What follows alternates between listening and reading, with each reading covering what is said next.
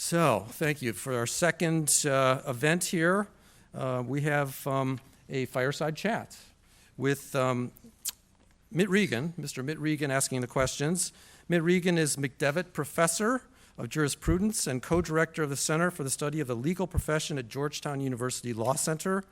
Before joining Georgetown, he served as a law clerk on the U.S. Supreme Court and on the U.S. Court of Appeals for the D.C. Circuit.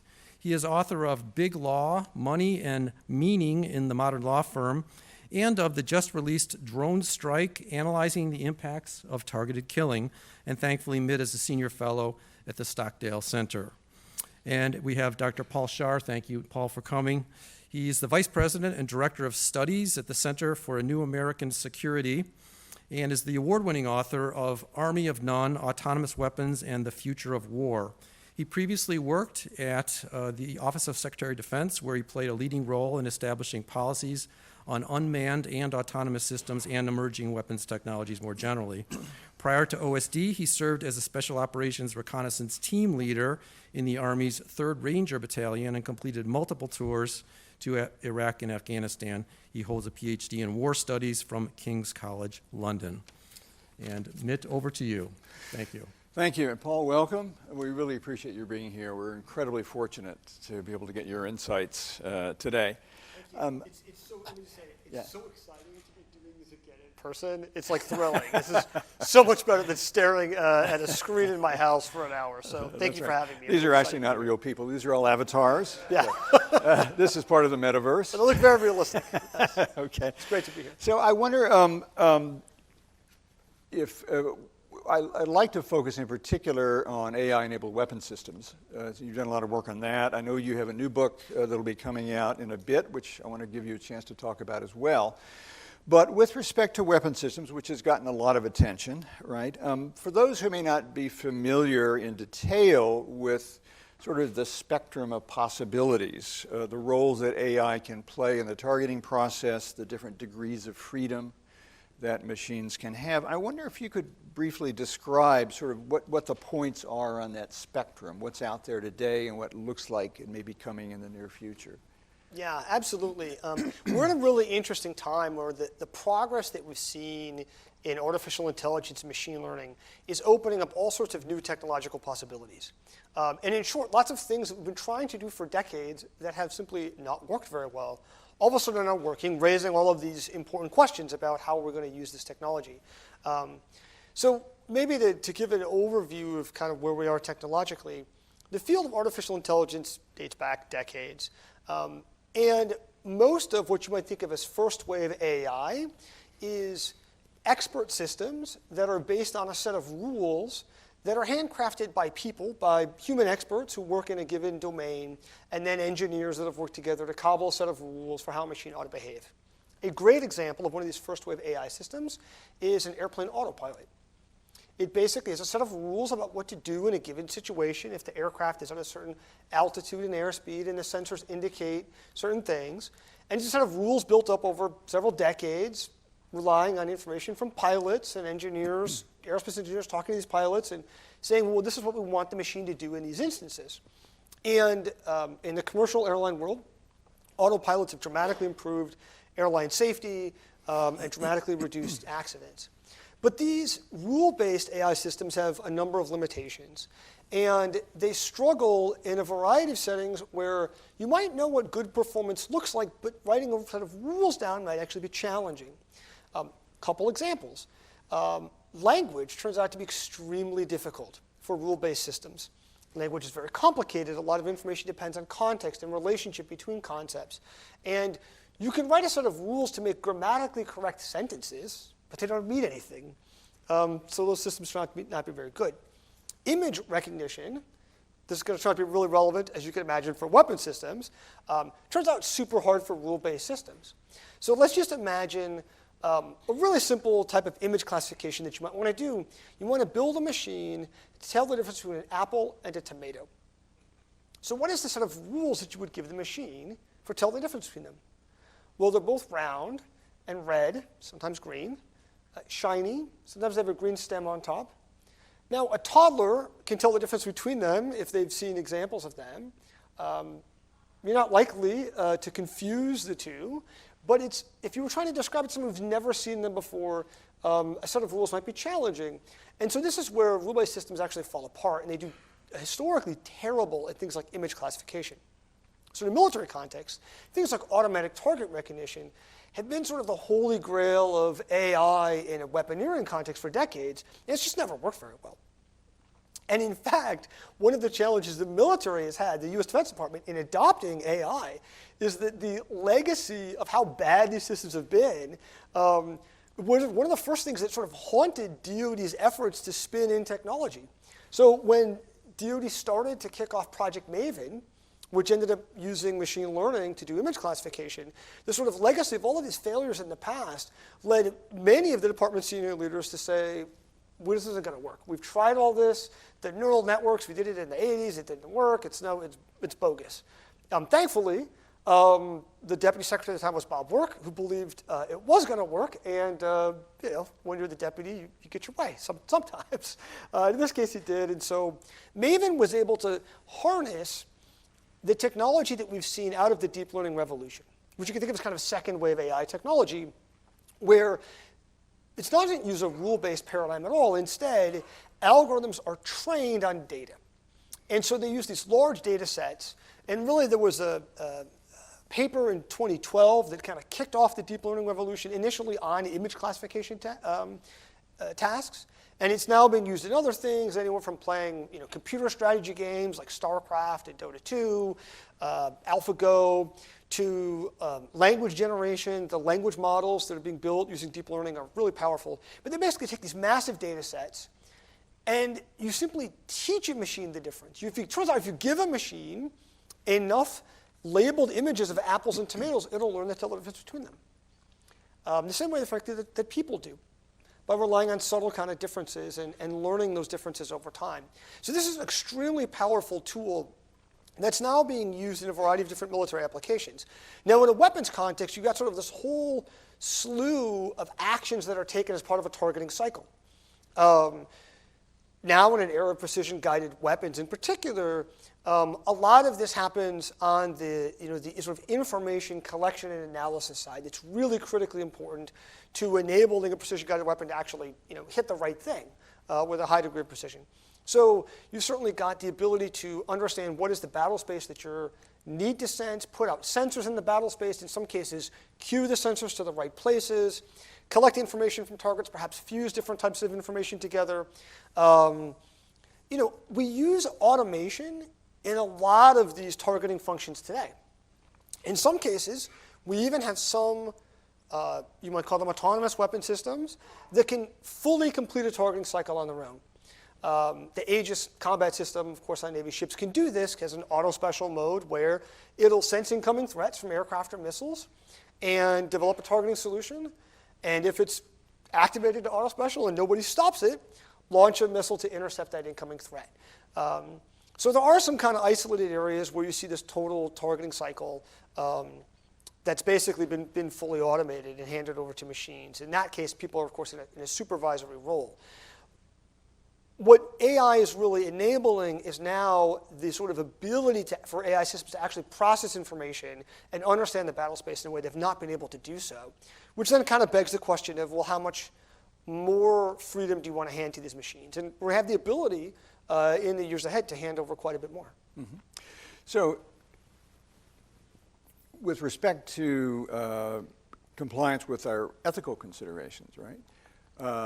Maybe it'd be useful to get under the hood just a little bit, right? So as you've described, we've now moved from expert systems that follow rules that have been codified, right, to systems that take in data, right, and process it and then identify patterns or objects or what have you. And as you know, it's a truism now in AI that truth is in the data, not in the algorithm, right?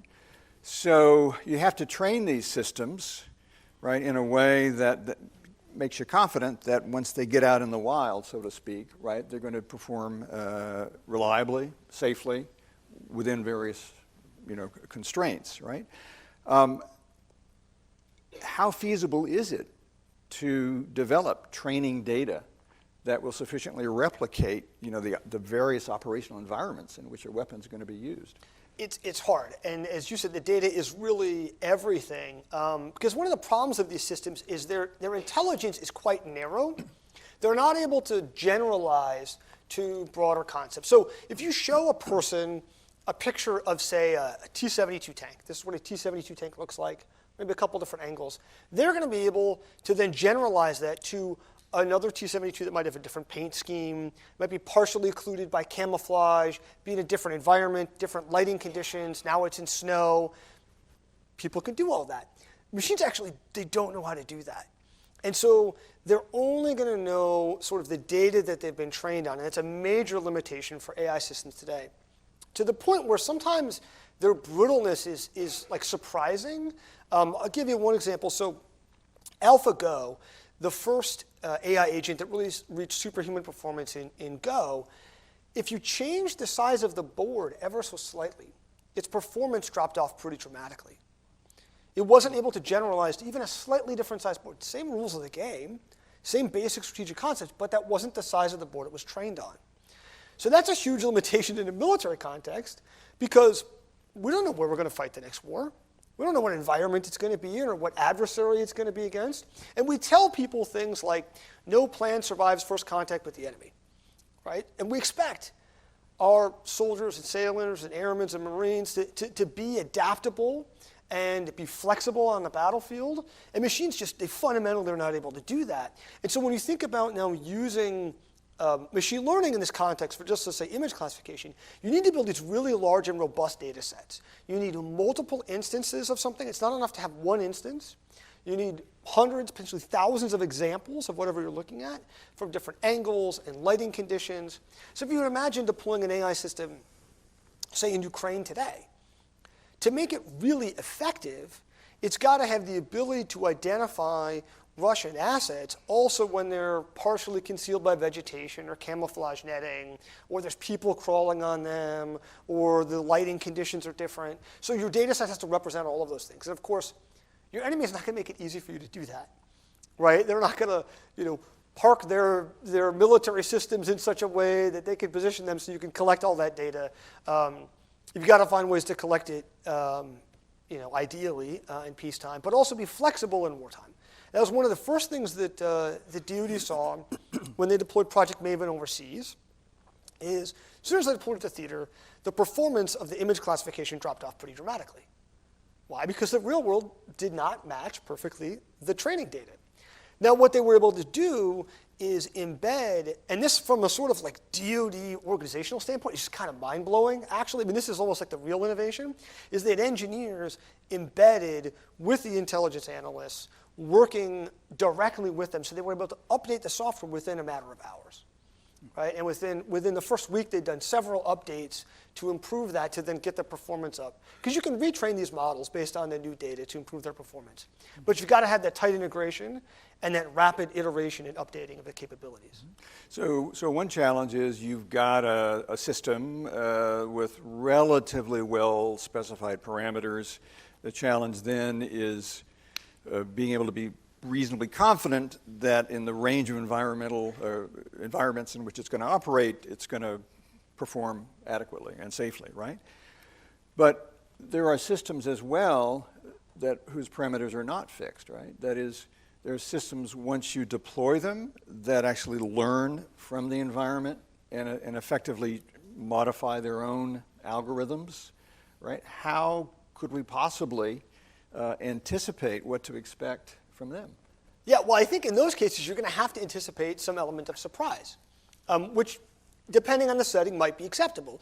So there's basically the terms that are used are you can do batch learning, where you have a set of data that trains the model, and then the model is fixed, the AI model is fixed, and then you deploy it and you use it. And then you might update the model later on. But when it's deployed, it's in a fixed capacity. It's not changing. It's not evolving. There's another paradigm where there's continuous learning, and the model's actually learning from its environment in real time and responding. That's how humans are, right? We never stop learning. You're constantly learning from the environment.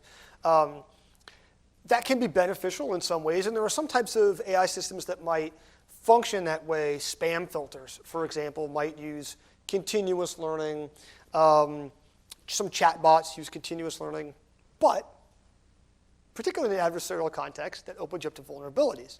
So one of the more interesting real-world examples of this was a couple years ago, Microsoft deployed this chatbot on Twitter called Tay. You may have heard this sort of story. And when you think about it, you're like, how did you not think this was going to go bad? Because anybody who's ever spent like 10 seconds on Twitter knows it's sort of this like terrible, toxic place. So they deploy this chat bot, and it's learning in real time from interactions on Twitter. Within 24 hours, it's spewing all of these like hateful things on Twitter, and they had to take it offline. And they were like mortified, right? And you're like, well, I mean, not a shocker. So there are those vulnerabilities. And so that's a huge. When you think about like an adversarial context like the military operates in, that's a real risk. That we know the enemy is going to be adaptive and creative and employ novel kinds of behaviors, and we know that they're going to do things that we never anticipated in training that are nefarious, that try to exploit our ROE or our tactics, and we expect people to be adaptable on the fly, and our people are pretty good at that actually. I mean, U.S. military is pretty good relative to others at delegating authority and allowing our junior officers and NCOs to make decisions on the fly, and things like command responsibility. And machines just, they can't do any of those things. Mm-hmm. Or if they do it, they're going to do it in ways that sometimes you're not going to like. Yeah. So let's just talk about one more feature of AI before we deal more directly with the ethical issues, and that is their vulnerability to adversarial attacks. Right? Could you describe sort of examples of that and the challenge that poses? Yes, you can think about a whole slew of ways that these systems can be exploited or manipulated. Some of them are perhaps more obvious. Like if you understood the rules for how it's going to behave, you choose to act differently, right? So you could imagine if you had an autonomous weapon deployed in a battlefield, and it was trained to not fire on Red Cross vehicles, anything with a Red Cross insignia, very quickly the enemy was like, we're just going to paint these Red Cross insignias on us, and like we're good to go, and we're going to advance on the battlefield and be free of targeting. That's actually pretty straightforward, at least to understand. Turns out these machine learning systems also have these vulnerabilities to these really exotic kinds of exploits that are sort of like analogous roughly to hacking a sort of software vulnerability where there might be like a bug in a line of code that you can find a way to get in, but they happen at the cognitive level of how the system thinks. Some of these happen in fully trained systems. So you could have an image classification system, for example, that performs extremely well. It can identify images better than humans in most tests, but there are these sort of specially tailored images that can be created. They look sometimes to humans like static, noise. They don't look like anything to people, but they are basically tricking the AI system into believing that this is something else with a high degree of confidence. Moreover, these adversarial attacks, as they're called, can be embedded in ways that are impossible for humans to see. Not to be a big challenge. And so that's a real challenge. So there was a project that Johns Hopkins APL did a couple years ago where they basically tested the ability for this to be done as a sort of tailored method to evade AI detection through satellite imagery. And the AI scientists have kind of created these in labs, but they said, well, could we use this to put this on like a building?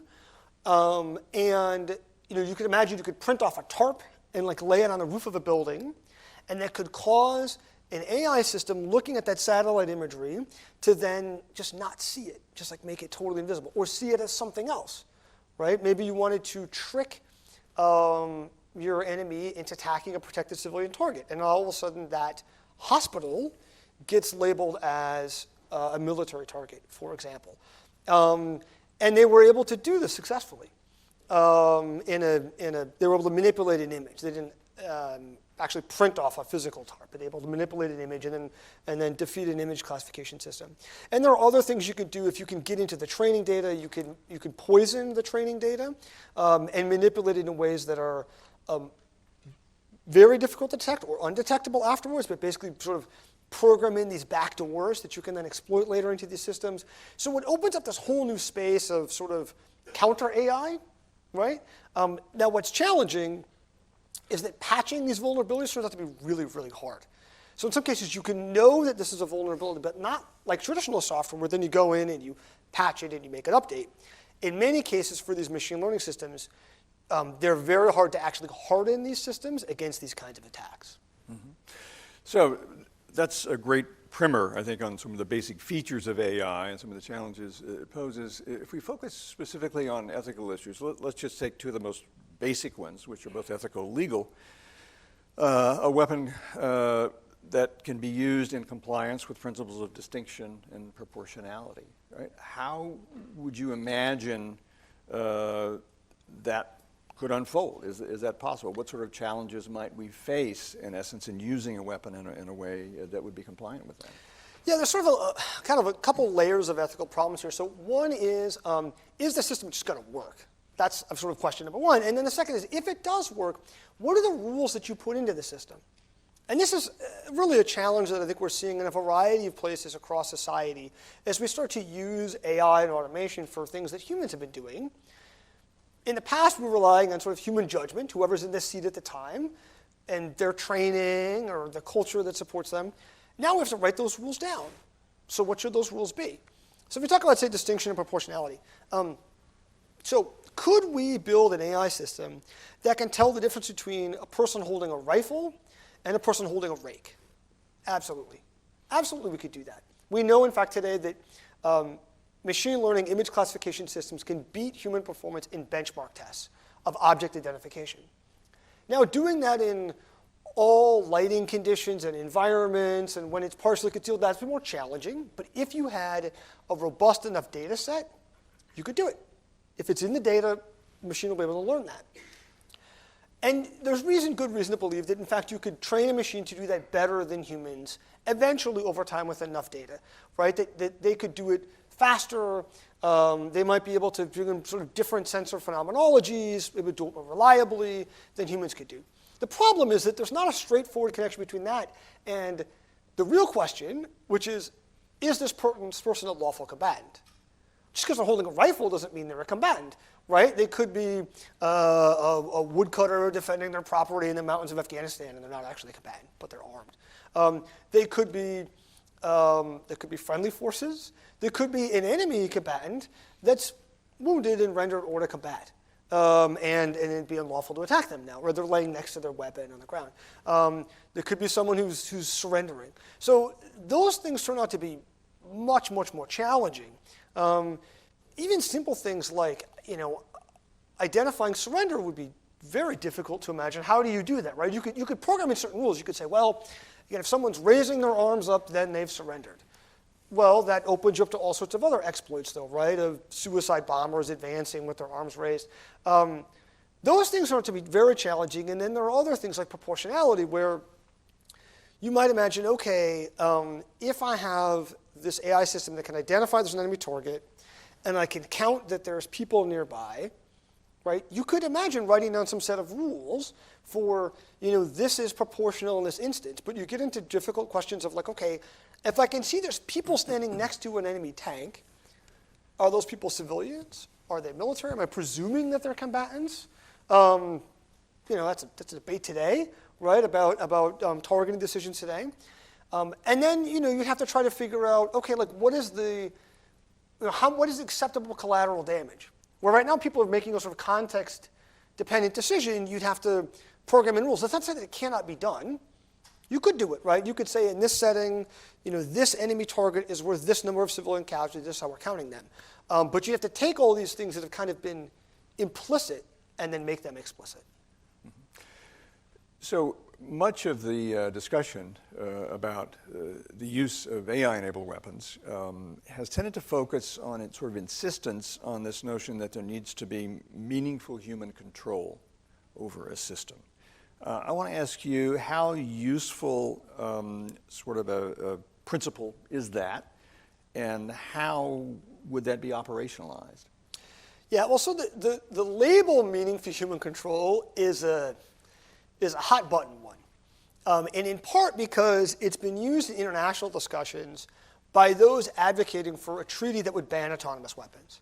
And in fact, NGOs and sort of other advocates of a ban have said explicitly in these debates at the United Nations, meaningful human control equals a ban on autonomous weapons. So the US government in these diplomatic debates, they really don't like the word meaningful human control. But the US Defense Department has a different phrase that is appropriate levels of human judgment. Now, what is the difference between those things? I couldn't tell you. I mean, they express sort of some similar-ish sentiment of, and in fact, but you worked on the DoD directive where that language is taken from. Well, it's not defined. It's not defined in there, right? So it's sort of this nebulous idea that, at some level, humans should be involved, exercising judgment, right? And this is expressed. There's a variety of different, sort of labels that people use. Necessary human involvement. I mean, you can kind of pick these terms, but there does seem to be a consensus among people working on this issue that at some level humans should be involved. But beyond that, there's really not a very clear understanding. There are sometimes some very extremes that you could envision where you could say, okay, that doesn't feel right. So for example, you've got a human sitting in a command bunker and they're in the loop. The human has to push a button to authorize a lethal action. And they're sitting in this terminal and a green light goes on and they push a button. They don't know what the target is or the environment or what the weapon is. They have nothing else other than the green light goes on and they push a button. Well, that's not meaningful at all, right? That's not the human exercising judgment. They're just a cog in a machine.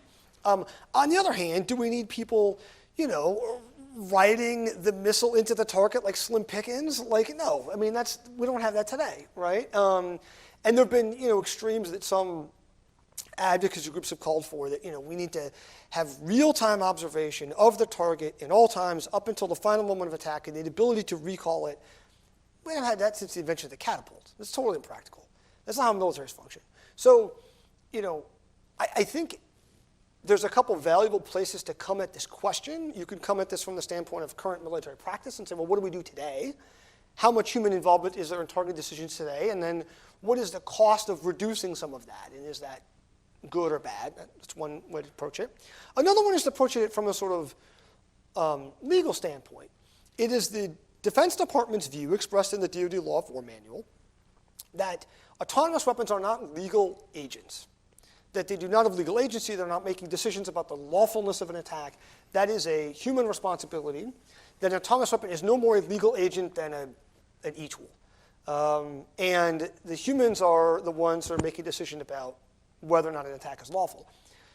If you sort of adopt that point of view, and I think that's reasonable, then presumably, and now I'm going beyond the Law of War Manual, presumably one might argue that humans need some information to make a decision about the lawfulness of an attack, to know whether their actions are lawful. They can't just be sitting there pushing a button when the light goes green.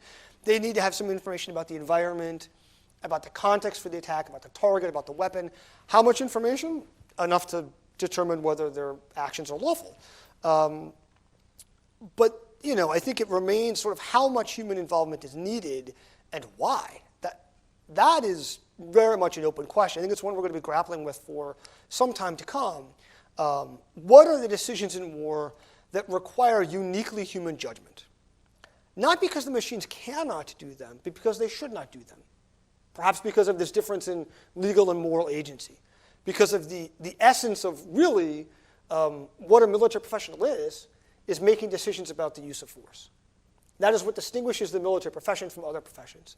And so military professionals should be involved to some degree in those decisions. Mm-hmm. But what that looks like, I think, is going to be something we're going to be having to wrestle with for some time. Well, let me unpack that a little bit, ask a couple of follow-ups based on that. So the notion of human involvement, as you say, is premised on the idea that machines contribute in some way to a process that results in an ultimate decision, but that humans can contribute uniquely human judgment, right? But as you know, and probably many people here, certainly to the extent that systems rely on neural networks, deep learning, right? There often is no humanly comprehensible explanation of how a machine arrives at an output, right? And yet that output is meant to be sort of an input into the decision-making process. Do we need, what's called explainability in order for a human to be meaningfully involved, let's say in the targeting cycle? Yeah, this issue of explainability, sort of the black box nature of a lot of these neural networks is a challenge. And particularly when we get to these very large networks, some of these language models have hundreds of billions of parameters of sort of like settings in the neural network.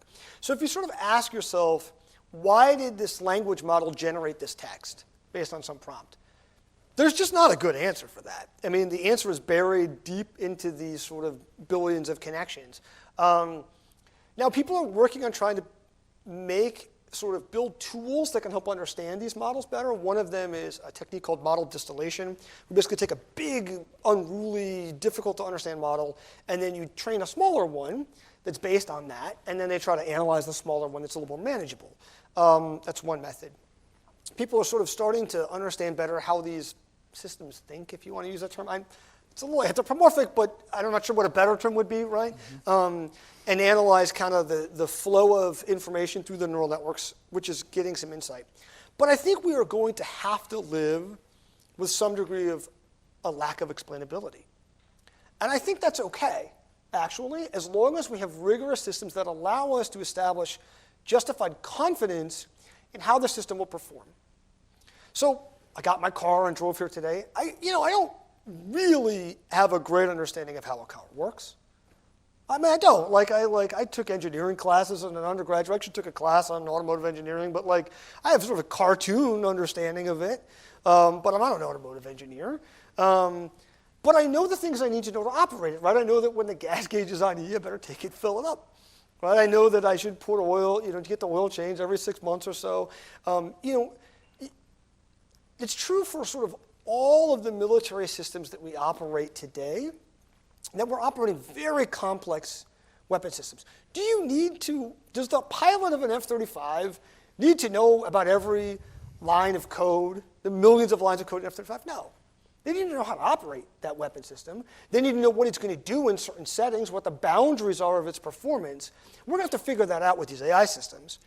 And when we think about effective human-machine teaming, we have effective human-machine teaming today for these physical machines that we operate. You cannot fight in the air or undersea or at sea or at land very effectively without very complex machines. But so the people that operate them know their creaks and groans. They know how far they can be pushed. They know sort of their abilities and their shortcomings. And we need to get to that place with these cognitive machines, which is going to take time. It's going to take experience, training. It's going to take using them in real-world settings, and then these sort of test and evaluation processes that are going to tease out some of these limitations beforehand so that when we get into a war zone and the equivalent of changing the size of the board happens and its performance falls off a cliff, we know that that's going to come. And we know sort of where those boundaries are going to be for its performance.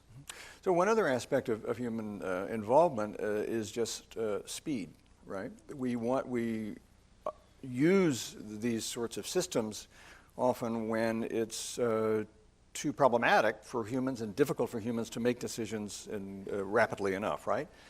And so to the extent, the OODA loop gets sped up, considerably, is a human going to be able to contribute that uniquely human judgment when teamed with a machine and ultimately making decisions? I think it's going to be a difficult challenge. One of the things that machines, of course, do very, very well is they can execute decisions very, very quickly. That's why, and that's valuable in a variety of settings. That's why automatic braking is great on automobiles. We've certainly seen in things like stock trading, this whole domain of high-frequency trading operating in milliseconds, far faster than humans can respond. We have this in some very, very niche places in warfare now. In air and missile defense, for land bases, for ships, where we have these sort of automatic modes, where we might have a situation where the speed and volume of threats is going to overwhelm humans' ability to respond. And so we have the ability for the machine to take over and do that. Active protection systems for ground vehicles. really even in almost a more acutely time-compressed environment, there's no ability to keep a human in the loop. When there's an RPG coming in at a ground vehicle, you've got to completely automate that in order for it to be effective. I think we are likely to see, as you kind of suggested, over time, that sort of bubble of this machine domain of warfare to expand into other areas, where we say we're going to have kind of that full auto switch that we might want to turn on in certain settings. I think it's going to be challenging because there's risks that come with that, and we're going to have to think intelligently about how to balance those risks. But I think that is likely to expand slowly over time. Mm-hmm. Given those challenges, how should we think about responsibility? You know, there are critics of these systems who say that one problematic aspect is there's going to be a responsibility gap, that you can't really justifiably hold a human responsible if something goes wrong. I mean, I think that's actually legit. I think that's real, right? So let's imagine a setting. I'm going to paint a scenario for you, and I'd be interested what people think, who's responsible here? So, you know, military commander assesses an environment, makes a decision, launches a weapon system. The weapon system has the ability to survey and select targets. Now, based on the military commander's understanding of the environment and the target set and the weapon system functioning, they believe it's going to strike a lawful military target, and there'll be very little collateral damage. Well, as it turns out, there's either some information that they don't have about the weapon system's functioning or something going on in the environment, and it strikes a protected civilian target. Let's say it bombs a school or a hospital, causes all these civilian casualties. So who's responsible for that? It's not actually a war crime because there's no intentionality behind it. Right? It was not intentional to then strike this protected target. You're going to hold the weapon system accountable. You're going to put it on trial, right? You're going to hold the developer accountable. Actually, that's not what we would do in practice.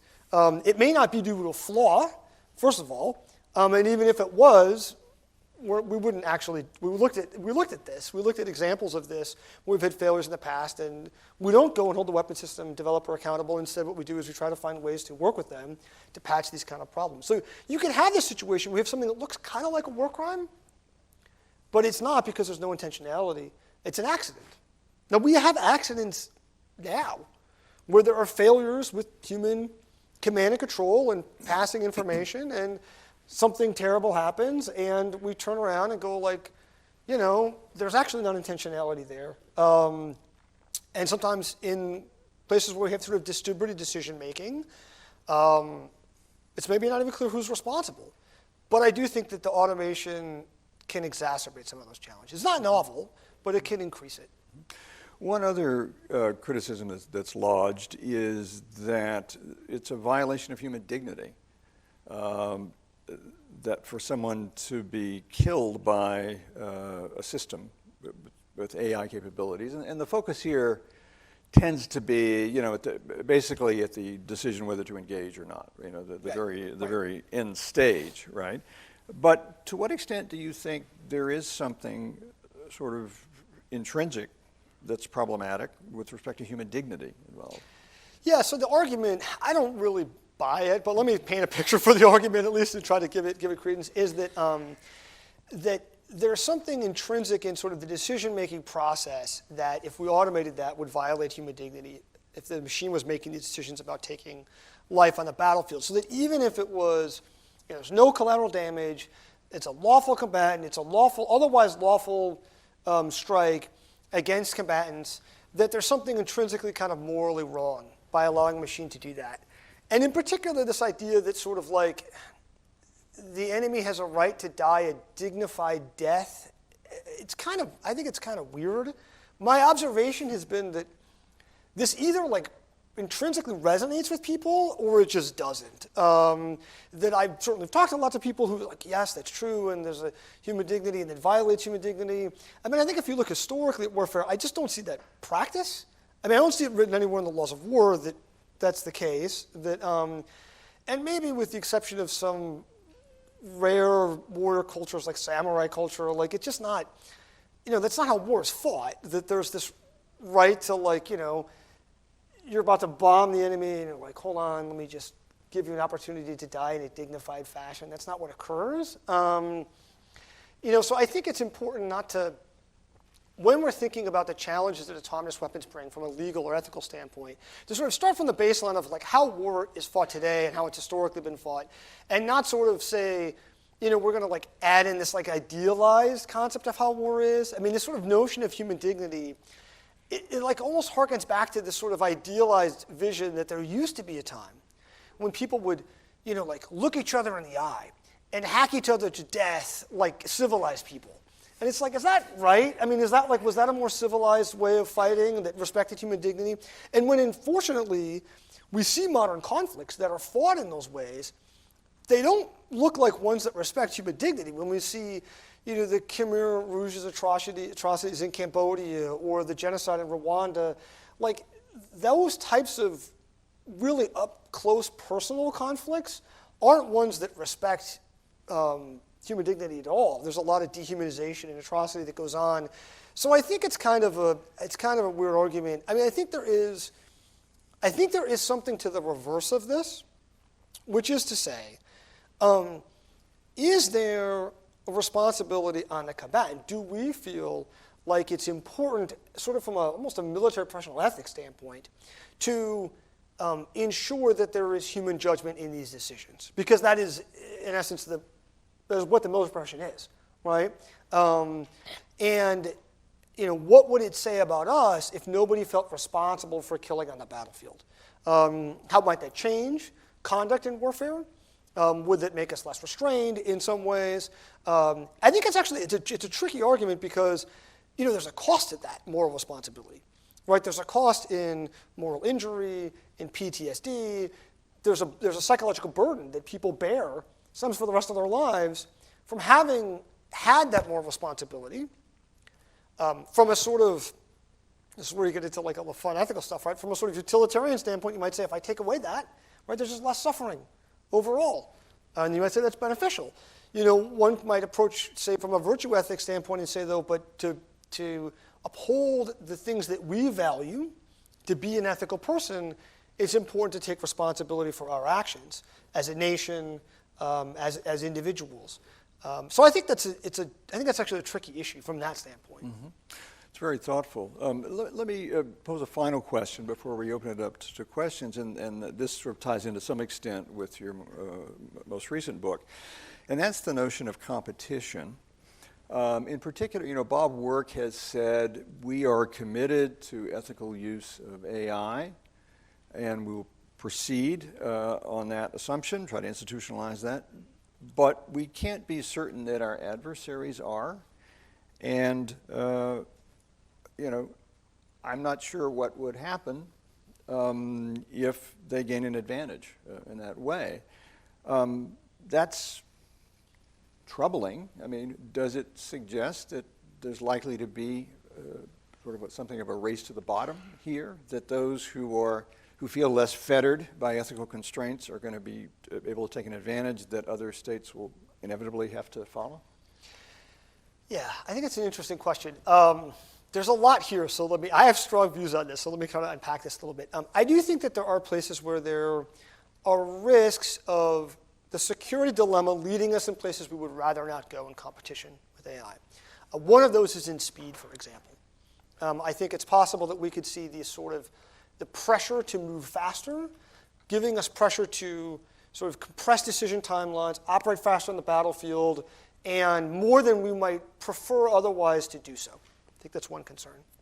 I think there are similar concerns of weapons development, that you could imagine a world where we're saying, like, okay, all that test and evaluation stuff, let's compress that so we can get things out the door to beat our competitors. And we've actually had examples of this even in peacetime. The V-22, of course, crashed a number of times during development, tragically, killing a number of service members. And there were shortcuts in testing due to schedule and cost pressures that in some instances might have avoided at least one of those accidents. So those things, I think, are real concerns. I think from an ethical standpoint, yeah, I mean, I don't think that there's a PLA equivalent of this conference going on in China.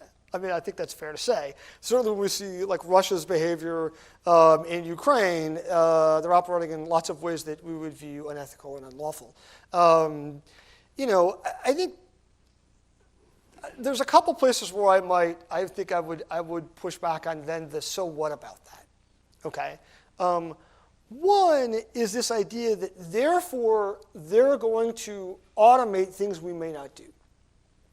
There are other factors that are going to affect how they think about automation. And one of them is simply maintaining control over their weapon systems on the battlefield. They still want to retain human control because a weapon system that is malfunctioning, that is not performing properly, that is escalating a conflict in ways that are counterproductive to the political leadership's insights, that's not conducive to their political aims either. They may not be coming at this from an ethical standpoint or a legal standpoint, but they do care a lot about political control. They do care about military effectiveness. And those are all good reasons to have humans involved in your decision making. And my experience talking to Chinese scholars, for example, is, yeah, when we talk about like legal issues, they kind of check out. They don't have the same robust legal framework inside the PLA as we do in US institutions. They're not particularly interested in ethical issues to some extent, but they are acutely aware of the vulnerabilities of AI systems, their narrowness, their brittleness, the areas in which they fall short of what humans can do. And they tend to have sort of the same general paradigm about thinking about the role of humans, which is to say that they're not supportive of like a treaty that would tie their hands in terms of how to develop this technology, just like the US isn't. But they want humans involved. They want humans on the loop-ish, right? Like it's a little bit fuzzy to them exactly what that's going to look like, but that's kind of what I hear actually in US circles too, is people are like, yeah, we should have humans involved on the loop or something, but you know, we just don't want to like sign a treaty that tells exactly how we can do that. I also sort of don't really agree with the premise that our ethics are a thing that holds us back. I think that's actually like not the right way to think about ethics. It might be that for ethical reasons there are things we don't want to do, but I wouldn't think about it in the sense of like there's the way that we want to perform and then ethics are this constraint. I would think about it as ethics are this sort of way that your values are encapsulated that actually informs how you want to behave. And that, you know, we might have competing values. We have a number of different things that we value that come into conflict in instances, and that's what makes ethical discussions interesting and difficult. But, you know, there's a lot of things that Russia's doing that we wouldn't do, but not just because they're not ethical, but because they're not effective. Or they worsen the conflict in ways that make it more difficult to end, or they're just not how we want to function as a society. So I'm not sure that I sort of just actually buy into the premise of the idea that ethics are sort of this thing that is constraining us. I think that ethics are how we express what our values are and how we want to behave. Well, that's certainly consistent with the Stockdale Center's view. Say that. All right, I think we have a few minutes here for questions. George, why don't you lead off? Yes. Thank you. Dr. Scharre, this is a question about that language to which Mr. Regan referred, having to do with meaningful human control. I think that's a reference to DOD 3000.09. And that regulation or that line showed up in General Groening's presentation as well as one of the myriad of ethical and legal resources we should consult.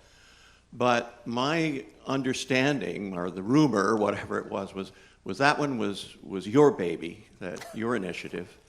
And also another initiative while you were in the office of the secretary was to help impose the temporary freeze or ban on development and deployment of fully autonomous weapons until we had thought through some of these things or mastered.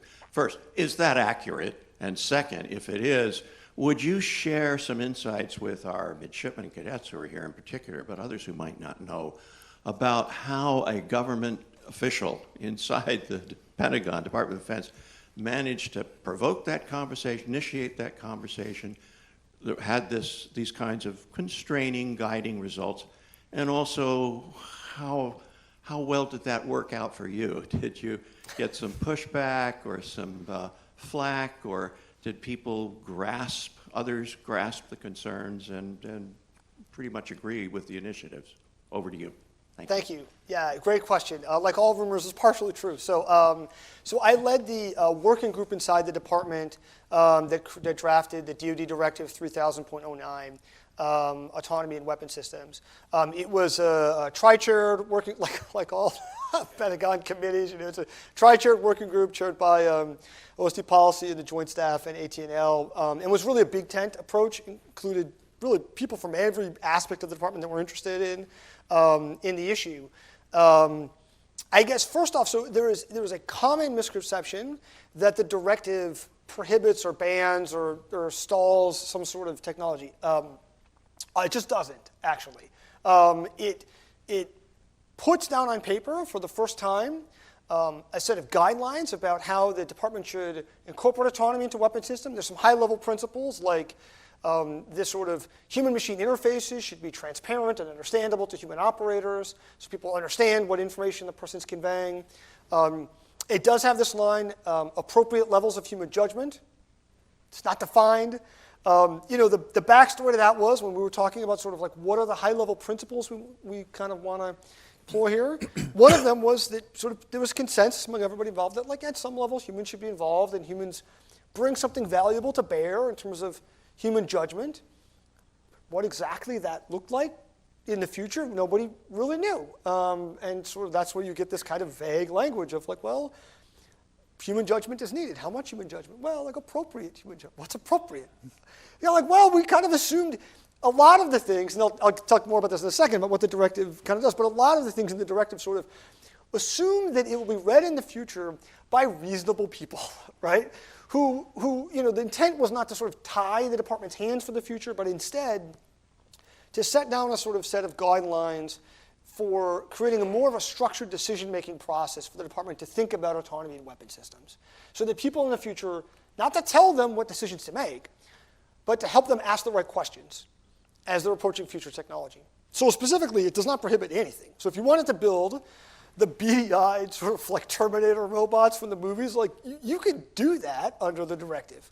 What it does is it distinguishes weapon systems into sort of two broad categories. Things that we have experience with, and it delineates a couple examples of the types of things that's never really been written down before, but we had used autonomy in homing munitions, in air and missile defense systems, where we had lots of sort of examples of ways that we were using autonomy already in weapons. And it writes down some descriptions of these and says, if you're building something and it looks like this, which we've done in some cases for decades, go forth and do. You don't have to stop and ask for permission. You don't have to examine it. Just do it. And it's important because we were getting questions from people like, can I do this? Can I do that? We'd be like, yeah, it doesn't sound complicated, but we just gave people the answer. So green light on all this stuff here. And it, for the first time, writes down what that is. And then basically says, anything else, if you have a question and you want to get approval for it, there's a process to do so. These are the people you've got to ask. These are the people that would give you approval. Here's the questions that they should consider. Doesn't say what the outcome is, but these are the sort of factors that should be considered to do so. And the genesis of this really was we were getting these questions from people. This is a late aughts, so like 2009, 2010 timeframe, of can we do this, can we do that? And right around that time frame, you had sort of this wake up in the department to this kind of accidental robotics revolution that had occurred in Iraq and Afghanistan, where we deployed these thousands of air and ground robots. And the department was publishing all of these roadmaps for autonomy, from the services, from OSD, and they all had these like charts sometimes. Sometimes it was one of them, it was an actual chart, just sort of, they would show these graphs of like autonomy moving like up and to the right. And there was like kind of this notional idea like in the future we're going to have all this autonomy. And it would sometimes beg people to be like, okay, but some of these things are already like armed, like a Predator drone. So like how much autonomy do we really want? And the Air Force's 2009 UAS flight plan articulated this most clearly, where it had this paragraph that really captured very well this dynamic where it basically said we can envision in the future autonomy is going to accelerate OODA cycles to the point where maybe we want humans out of the loop. And there's a tactical advantage to that, taking humans out of the way entirely. And then I forget the exact language, but paraphrasing it said something like, that raises some difficult legal and policy questions that should be considered. And in classic like government speakers, just like a passive voice, like should be considered by whom? Who's doing the considering? So it was kind of the first public articulation of the problem, but inside the bowels of the Pentagon, at the time I was the policy rep to sort of the acquisition and requirements meetings on unmanned systems, and people would raise these questions all the time and say, can we do this, can we do that? And there was no mechanism to actually give them an answer. So I remember at one point in time, the Army had this ground robotic vehicle. It eventually got killed, but it was sort of one of the shreds of future combat systems that hung along for a couple of years before it finally died. And it was kind of a hideous thing. It was this like 6-wheeled monstrosity, and it cost millions of dollars. And like it's a good thing we didn't build it. But there was a version of it that was armed, and the Army was very uncomfortable with this, right? So the Air Force had been operating armed robots effectively, right? Predator and Reaper drones for several years in Iraq and Afghanistan. But the Army had briefly deployed an armed ground robot, the Talon Swords, to Iraq. And it's unclear exactly what went on. Somebody in the audience knows, if you could tell me afterwards, I'd love to know. But I've never found anybody who's really physically there. The rumor is that it did something weird, or it made a funny move, and they got uncomfortable, got spooked by it, and they just sent it back. And they were like, we don't want this thing. But the Army was very uncomfortable with it. So I remember being in a meeting, and afterwards, the Army colonel sort of asking, is the policy rep saying, like, well, can we put a weapon on this thing? We'd like to do that. I was like, yeah, I mean, why not? And he was like, well, but there's no person there. I'm like, well, who's deciding what to shoot? Is the machine doing that? And he's like, oh, well, there'll be a soldier deciding that on the other end of some command link. I was like, well, how's that different from a Predator drone? He was like, I don't know. I guess it's not. And but that was a question that they had in the service. And there were other services that the Navy had its own questions about ways of thinking about using autonomy. And there was no mechanism for anybody to tell people yes or no. This coincided with the active denial system thing, which I don't want to totally derail the conversation. So I'll just say, like, if you're interested, you could, Google it. There's a lot of articles written about it. Well, basically, people had spent millions of dollars building this microwave pain ray thing, and they deployed it overseas, and then it got yanked at the last minute because they didn't want it. And people were burned by this. And they basically said, I don't want to spend millions of dollars, and then people decide they don't want it. So people wanted the ability to get a green light, like, early on in the development process. Say, I'm going to do this thing that's kind of novel. Is it okay that I can do this? And we wanted to build a mechanism for people to get an answer. Okay, I'm looking for midshipmen, but none at the moment. David, go ahead. Right behind you. Yeah. Yeah, hi, I'm David Luban. I want to return to the responsibility gap. And I worry about perverse incentives. On the whole, I'd rather not be accountable for things. I'm happier if I'm not accountable. My motto in life is don't blame me. So the perverse incentive is that the responsibility gap might not be treated as a problem, but as a solution. The less explainable the AI, the less I'm on the hook. And why wouldn't I like that? So that the responsibility gap becomes a desirable end in itself, because it takes human beings out of the possibility of being held accountable for mess-ups. How do we deal with that? That's a great question. So I'll tell you a real story that was relayed to me by some folks in the Army. So there was folks may be aware, there were these fratricide incidents in 2003 during the Iraq invasion with the Patriot air and missile defense system. Shot down 2 friendly aircraft, a British Tornado and a Navy F-18. Now afterwards, when the Army did a major review of its sort of Patriot operations and culture to try to better understand what had gone wrong. John Hawley was an engineer inside the Army that focuses on sort of human-machine integration, human systems engineering, who led some of those efforts. Has written extensively about it, actually. So there's a lot he's written that you can check out. So one of the things that they found was they talked to Patriot operators. And one of the things that they heard was that the operators believed that if they overruled the automation, the recommendation to, say, fire on some incoming thing, and then a Iraqi Scud came in and killed service members, they'd be in more trouble than if they trusted the automation and followed its recommendation, and there was some fratricide incident. So That's like really interesting, right? Because you have this confluence of, one, we know that humans have a built-in tendency towards automation bias, to overtrust machines, but also this, in this case, was buttressed by a culture that incentivized that kind of behavior, that incentivized people to basically offload their responsibility to the machine's decision-making. And so you had somebody sitting in uniform who was ostensibly responsible, but they weren't really exercising human judgment. They were just following the recommendations of the machine. So that's exactly what you just don't want from a sort of military cultural standpoint, right? You don't want that if there's an incident and afterwards you ask some commander, why did you make the decision? They were like, I just did what the machine tells me to do. That's not what we're looking for, right? And so how do you get there? You know, you need training, you need doctrine, but also you need a culture that sort of buttresses this idea that you're ultimately responsible. But also training scenarios that then teach people to sort of exercise this judgment. We've seen this in other places like commercial airliners where there's been a de-skilling of pilots, right? Because they're relying on the autopilots. Now, it's actually safer to fly now because the autopilots are really good, but it does mean that in the instances where the humans do need to take over, they're not as proficient. To resolve that, what you should be doing is then adding in more training hours and simulations for humans to have situations where they need to overrule the automation and they need to take control and they practice those skills. But it's going to take a deliberate effort to get there.